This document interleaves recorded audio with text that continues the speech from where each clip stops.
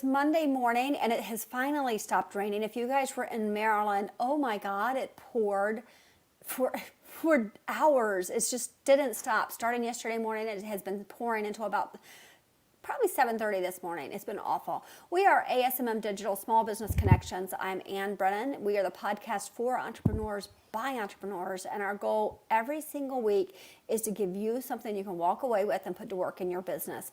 Today, we're going to talk to somebody about what happens when you become an accidental entrepreneur. Everybody knows that story about me. I thought didn't want to do my resume, thought I would start a little business, get a couple of clients, and then work on a resume, and 5 years later, still no resume, but I have a business, and it's worked out pretty well. But you shouldn't have to do it the way I did it, which is to learn and make mistakes as you go along. We're going to give you somebody today to help you figure out what to do before that. But I want to remind you that we're streaming live. We're streaming live on Facebook, Twitter, and YouTube. That means you can ask questions. If you're listening to this and we say something and you think, oh my gosh, I have this great question I want to ask, you can ask it. Leave it in the messages, leave a comment. When you do that, we will see the comments here. You may have to ask or give permission to StreamYard to do that, but it will give us your question and we can give an answer right here live for you. So we have Tatiana Tsoir here today. She is the author of Dream Bold, Start Smart. And I love this because, again, maybe I dreamed bold. I'm not even sure I did that part, but I certainly didn't start smart. I had a business card and a website, and that was how I started. So she's going to tell us a little more about that. Hi, Tatiana. How are you? Hi, Anne, and it's good to see you, and thanks so much for having me. Yeah, thank you for coming on. Before we start, actually, tell people how you started, how you came about writing this book in the first place. So I have a small boutique firm, tax firm in New York, and for many years I've been in business for 15 years, kind of off and on. But for many years I've had clients who would come to me and say, "Well, I have this idea. I want to start a business. What do I do first? What do I do second?" Also, for the past 5 to 7 years, I've had people come to me and say, "Well, take a look. I need your help. I need you to, do my taxes or help me grow or whatever." But then I look at their tax returns or their information or their records, and I just see a lot of mistakes and a lot of money wasted and opportunities missed. And, in the past few years, I actually stopped working with those who are just starting out because, frankly, often they don't have the budget to work with an advisor like me. So I decided, you know what? I want them to start better. I want them to not waste the money and the time. And by the time they get to me or someone like me, they can actually have all their ducks in a row and I can help them grow as opposed to unscrambling what was done before me. Right. So that was the inspiration for the book. Well, I love that everything you've just said and everything we're going to talk about, I'm really excited about because so many of those things totally apply to me. When we get to the numbers part, I'm going to make a confession that is, again, I make lots of confessions on this show. That's kind of maybe we should just call it Confessions of a Business Owner or something. Because honest to God, I make confessions about how I've done this my whole life. All right. So when we talk about accidental entrepreneurs, what do you mean? So you're an accidental entrepreneur if, let's say, pandemic started, you lost your job, and you found yourself becoming a consultant or having a side gig or applying a skill or a passion or a tool that you've got to make money. Right. The pandemic is just one example, but it can happen without the pandemic, without losing a job. You're good at something, people start noticing you, and you start making money. But a lot of times, folks who do that, who become accidental entrepreneurs, they kind of allow the current to take them where it wants to take them, as opposed to taking charge and kind of getting into the driver's seat or whatever the raft equivalent. Completely familiar.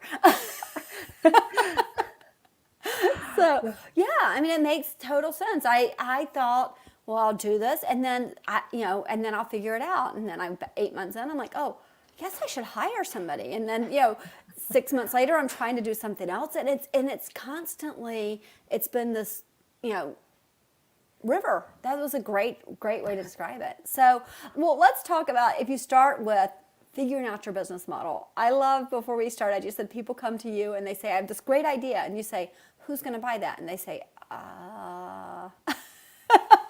So talk about that. What do you do? How do you set up your business model? So business model is important to know, to understand what it is that you're offering your clients. I went through MBA training years ago, but we had a very influential marketing professor, and you can probably relate to this because we've done a lot of case studies, Harvard case studies, of real companies. And oftentimes we came across companies that really couldn't figure out what their business model was. Were they a grocery chain selling to the working professionals? Were they what's the word? Like a healthy meal store selling to people who care about their health and wellness? Or what are you? Right. And oftentimes people come to me, used to come to me when I still worked with startups, and would say, well, I want to have this platform online. I want to connect distributors of a product with the end buyers and skip the middle people. And my next question would be, well, okay, that's great, but then whom are you going to charge? Are you going to charge the distributors, or are you going to charge the buyers? And why would they pay for accessing your platform? And oftentimes people couldn't answer that question. And I think that it's important to know exactly how it's going to work. And if you found yourself to be an accidental entrepreneur, I encourage you to spend a little time thinking about what it is that you're doing, what it is that you're selling, what is the value that you provide to your clients. It's more kind of a marketing thing, but I think that I look at it from a money perspective. Why would people pay you money for this product? Right. As you're saying this, it occurs to me, I talk about networking a lot. I think networking is so important, but people think of networking as this thing where you're going out to get business. And yes, absolutely, it is a great place to go out and get business. It's also a great place to connect with people and figure out what you're doing right and what you're doing wrong. It's a great place to float your idea and see what people are thinking. It's also a great place to connect with people who have been in business for 25 years who can say to you, oh, well, if you do this or if you do it that way. You also have to be careful though, right? Because you're going to have people who say, oh, no, you can't do that. I think that you should take advice with a grain of salt. Right. And kind of when you are asking for advice, that question should be very strategic. I think that also has to do with committing to your own business, to your own craft, to your own skill or life, or all of the above. When you're committed to it, you don't transfer responsibility for making these decisions to somebody else. Right. You spend the time to do some homework. What are the choices? What are the options of a business model? What could I potentially have? And then finding people whom you can ask specific questions, as opposed to, what should I do? Right. Rather say, well, if I do this, what do you think? And then the person who's experienced, someone who's been around the block a few times, can tell you, well, you know what, in my experience, it doesn't work. Right. So I think that it's a kind of a lesson, not only to people asking for feedback and for advice, but also giving advice, is to not try to solve this problem for the person. Right. Provide your opinion. What would you do? Or what is your experience with that? I think that that's important, and it's extremely helpful if it's done right. Absolutely. I have to tell you, we have a power team. And in this power team, one of the very last question we all go around and we answer is, what is a problem we have right now? When we first did that, the very first time, we had 3 or 4 people who jumped in who wanted to solve the problem. And we had to say, no, that's not what this is for. What is the problem we're having right now is so that somebody in the group who has had this exact same problem and has solved that problem can give you a solution. But it has to be somebody who has had the problem and solved the problem. It can't be somebody who has an opinion on how to solve the problem if they haven't experienced it. And that was a really powerful thing to do within this group, is to say, have you already experienced this? Right? I love that. Yeah. I love that. All right, here comes the confession. Learn to know your numbers. I will tell you something I had no idea of. I recently hired Andrea Donathan. She was on this show a few weeks ago. Gosh, I say a few weeks ago. In September, it seems like a few weeks ago. But she was on this show in September, and I hired her to help me grow my business, not just grow it, but scale it, right? And she has, one of the first things she did, which I didn't understand, was to say, let's look at QuickBooks. And I was like, what does QuickBooks have to do with my business? You know, that's just the money, right? Like, anyway, so we did. And I said, well, so here's the problem. I said, Andrea, these numbers don't make any sense to me. It says whatever it is, it's got this title. I'm like, I don't know what that is. And she told me, and I'm like, oh, well, and I gave her a different title for it. And she says, then let's call it that. Let's change it to that. So you know that's what it is. I had no idea you could do that. I had no idea you could talk to your CPA and say, hey, I don't want this to be called that because that doesn't make sense to me. I want it to be called this. So I'm guessing this is a similar idea to knowing those numbers and learning how to know them. Yeah, absolutely. So tell me a little bit, how do you suggest that people do that? I think the first and probably most important step is to not fake it till you make it when it comes to numbers. Because to be honest, if you remove the money, numbers, and tax aspect of a business, you no longer have a business. It's just a hobby or just something that you do in your free time.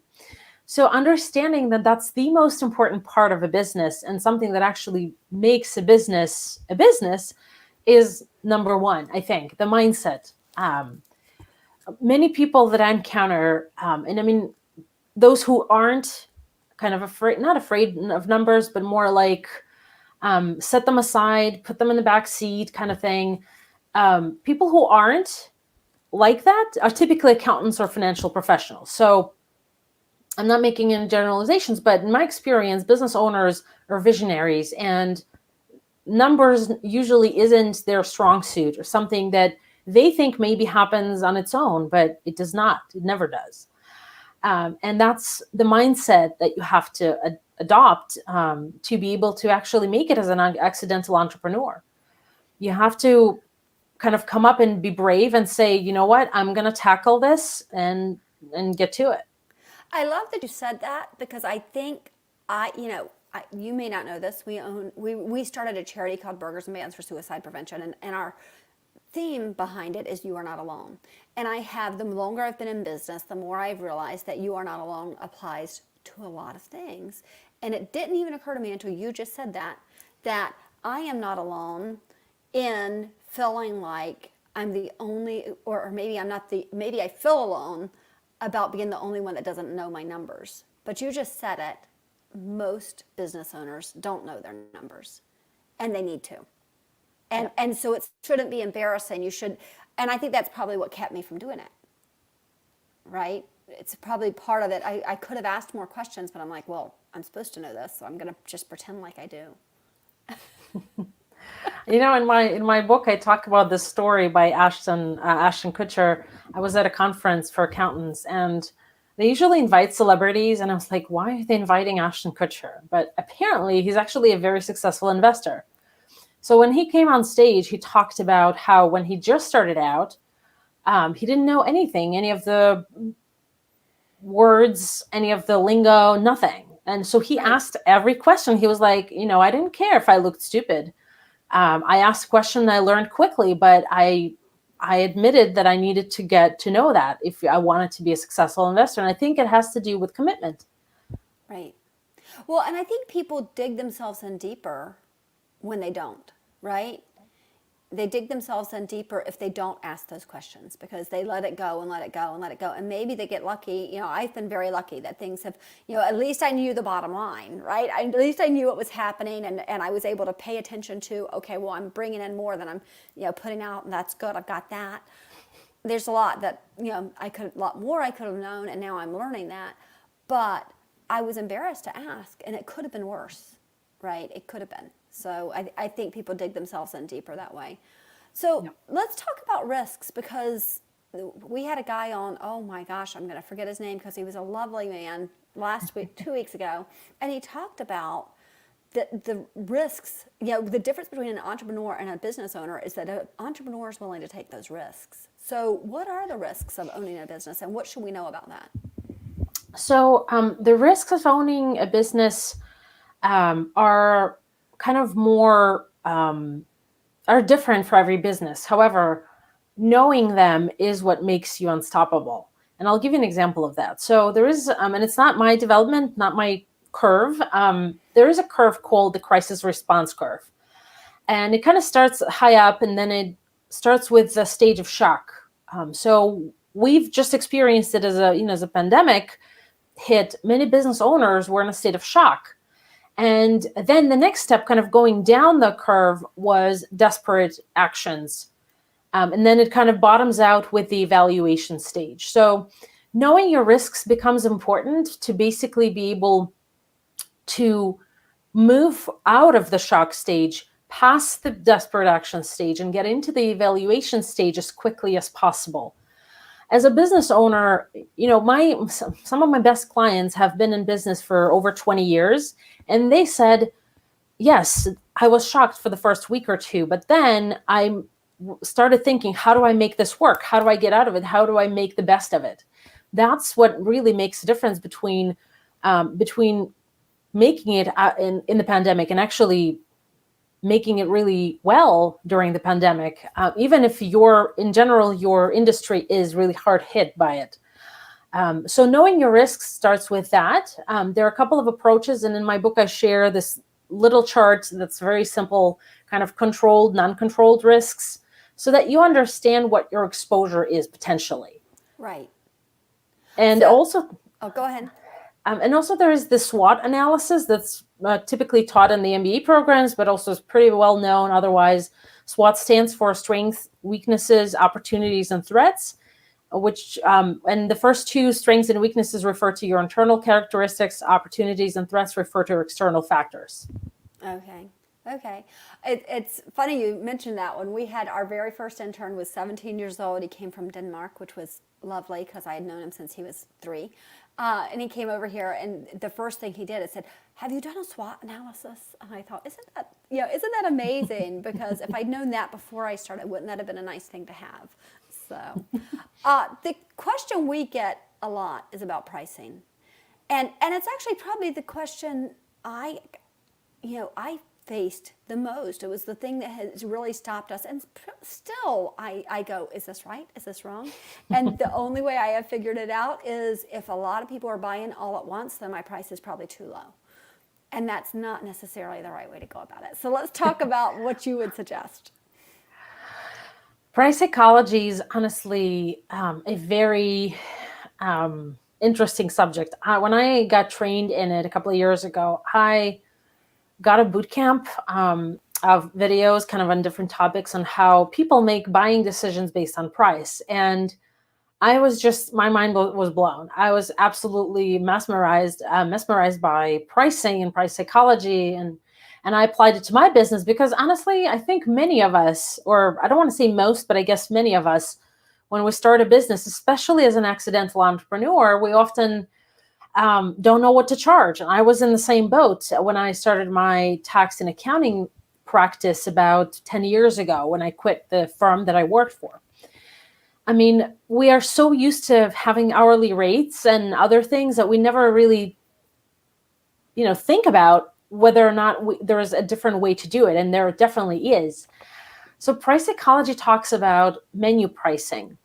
And menu pricing can be applied both to service and product-based businesses, and it's just slightly differently applied, but it can be applied equally well. And the reason for menu pricing is to be able to, it's called price discrimination. So to be able to price discriminate for people who can't afford your top package, because there will always be people who will want to work with you, but just won't have the budget. And you don't want them to overspend and spend something that they don't have.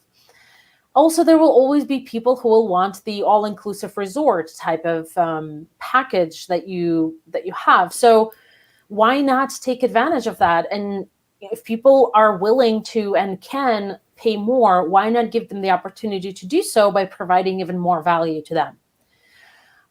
Typically, with a service and or software business, having 3 levels is considered to be ideal, because if you have less, the person's kind of stuck between the two, and if neither of those two applies to them, then they end up not buying from you at all. Right. If you have more than 3, people get confused. They get overwhelmed by choices and they never end up choosing. So 3 kind of has been the go-to solution. 3 options, platinum, gold, silver, or whatever, are great. And then just know that 60% of the time people will buy your middle option. That's just the nature of us as human beings. So you have to make sure that when you price your packages, first of all, you develop the benefits for each level.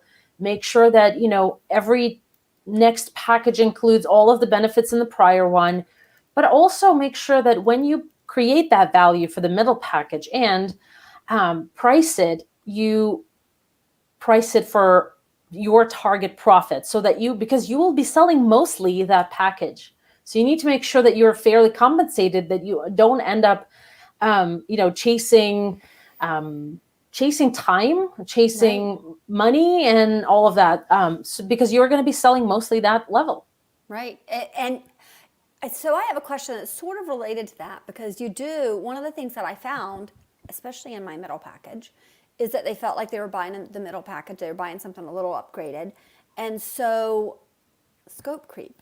We had a lot of scope creep. And until I owned a business, I had no idea what that was. And I didn't know what to do with it. And still, 5 years later, I will find myself saying, wait a second, that's outside the scope. And usually it's after I've already done it. And then I realize it. So how do you avoid that? Do you add those things that you notice most often? Do you add them into that package? What do you do? Accountants are notorious for scope creeps. Most accountants, let me back up by saying that accountants traditionally have been masters of having to deal with scope creeps. Okay.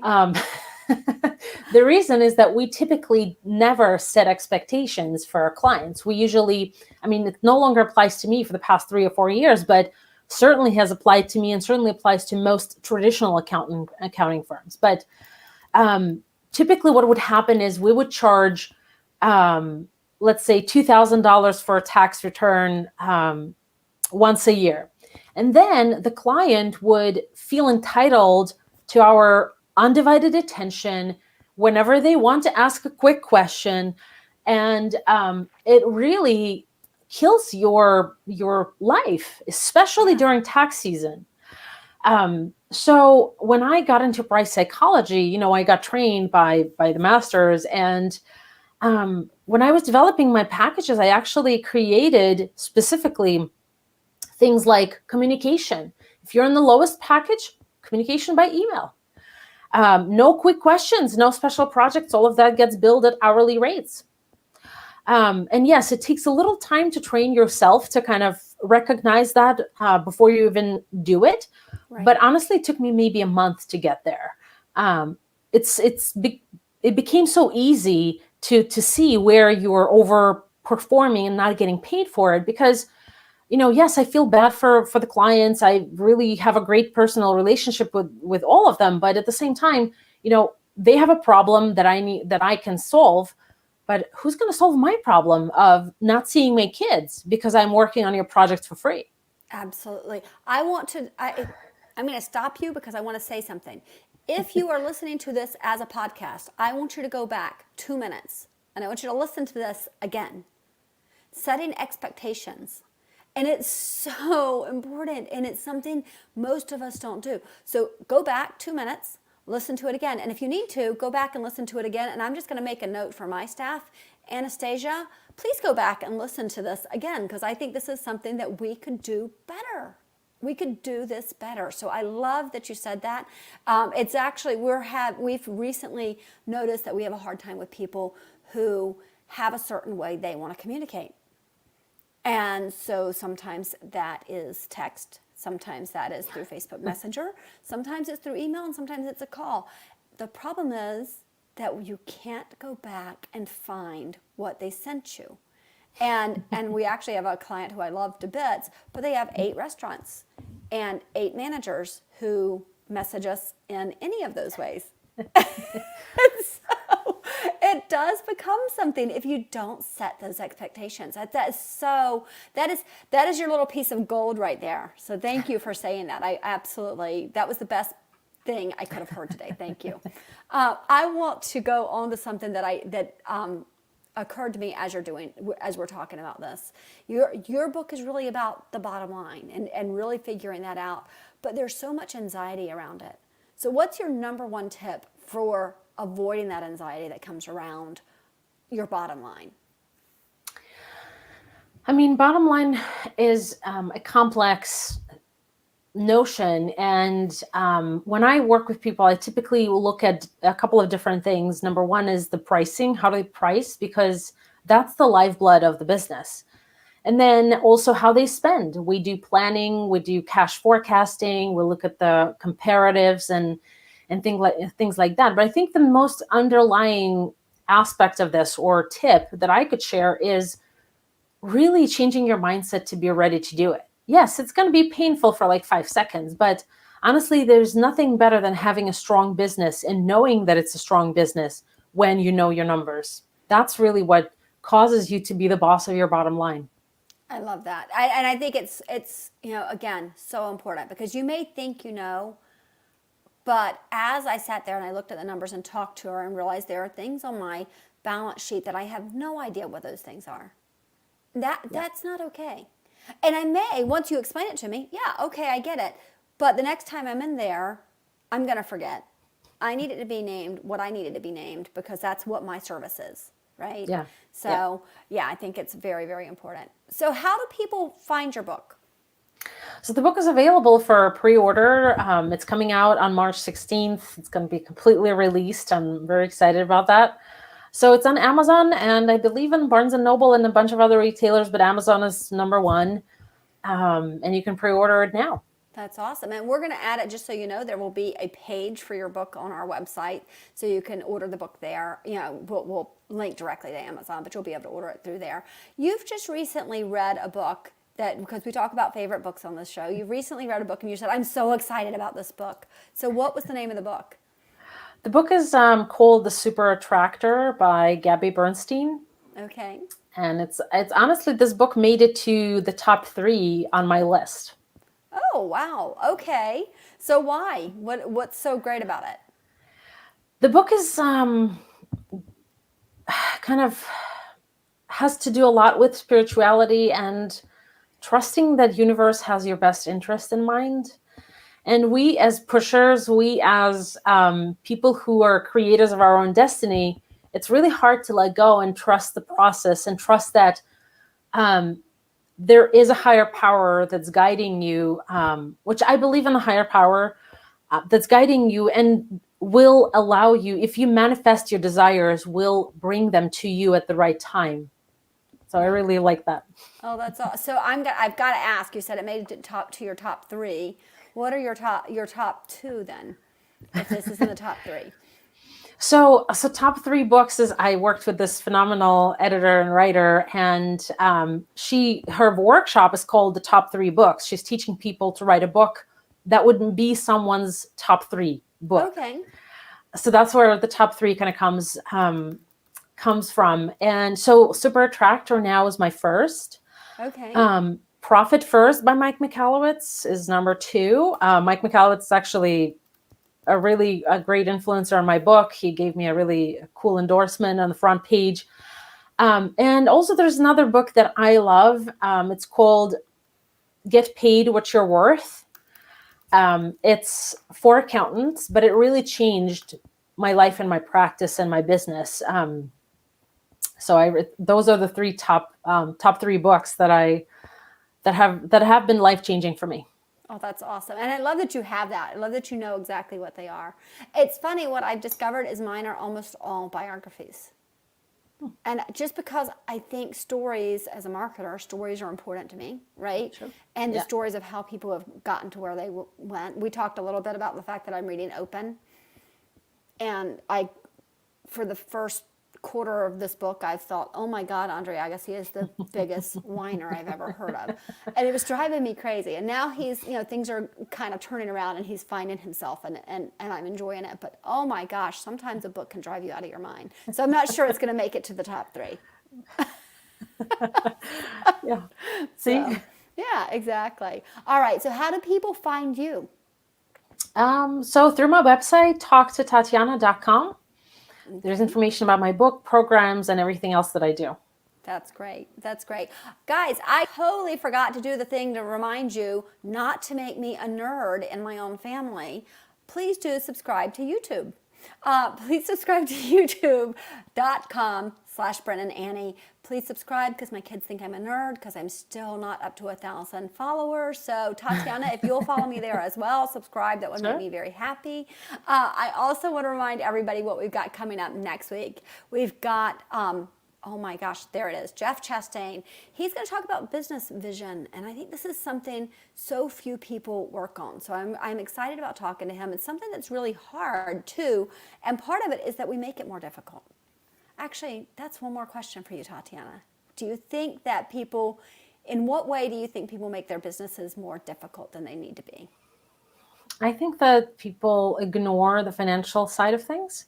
They think that someone else can do it. It will happen on its own. Everybody else has got it together and that kind of stuff. And that's what makes it more difficult, because then you're shocked at tax time, you're shocked at the pandemic, or you have no idea how to navigate this. And I think that's really the challenge that everyone needs to overcome.